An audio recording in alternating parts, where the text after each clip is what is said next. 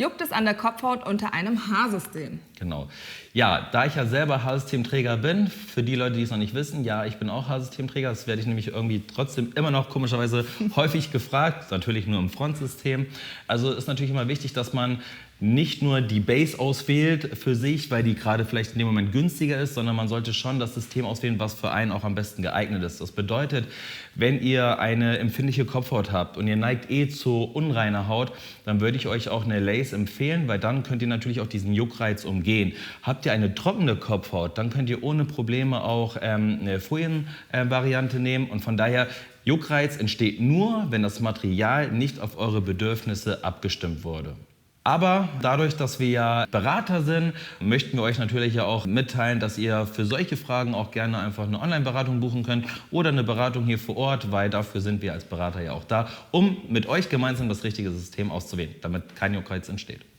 Was ist, wenn ich den Kleber auf meiner Kopfhaut nicht vertrage? Ich möchte aber gerne ein Haarsystem tragen. Ja.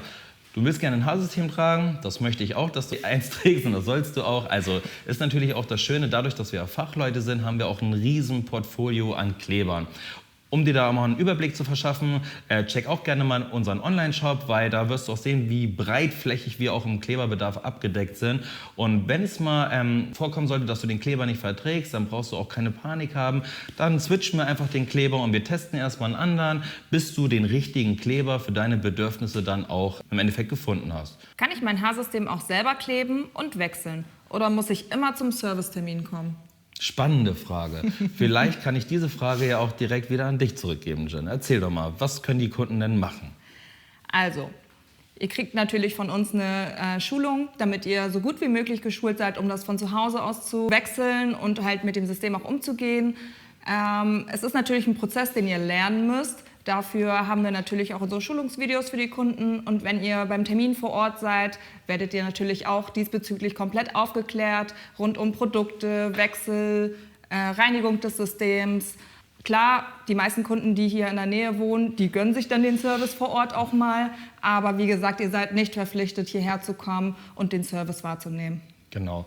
Ergänzung kann ich einfach noch sagen, ihr kommt meinetwegen, also wir sind ja gerade in Hamburg, ihr kommt vielleicht aus Bremen oder aus Hannover, wollt eigentlich schon langfristig den Service selber machen, dann gebe ich auch manchmal als Tipp einfach dem Kunden mit dazu, dass man sagt, okay, die ersten 1, 2, 3 Termine kommst du einfach zu uns, dann kriegst du noch ein bisschen mehr Sicherheit, ein bisschen mehr Vertrauen und solltest du am 3. Termin dann sagen, oh, weißt du was, jetzt traue ich mir das langsam zu, dann machen wir die Schulung und ab dann machst du eigentlich deinen Service von zu Hause selber. Ne? Also du gehst ja hier auch keine Verträge ein, das heißt nicht einmal Service, immer Service, um Gottes Willen. Also alles ganz flexibel bei uns und im Endeffekt bestimmst du den Zeitpunkt selber, wann du auf dich selber gestellt sein möchtest.